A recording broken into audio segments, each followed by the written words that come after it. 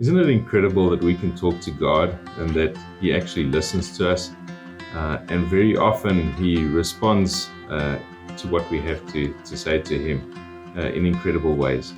I've got a testimony of a time last year when I was in hospital with a bad case of COVID, and I really wasn't doing well at the time. My numbers were down.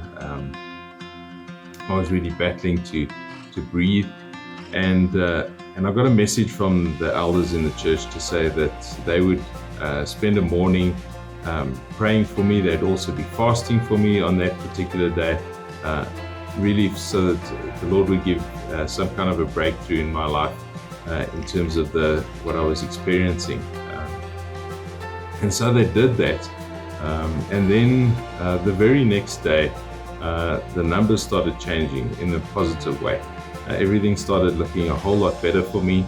And I never looked back from that. The Lord slowly restored me in hospital, and then He brought me to a full recovery afterwards. And so I'm just so incredibly grateful and thankful to God for answered prayer. I'm so thankful to those that were faithful in terms of raising me up in prayer at the time as well. God is an amazing God.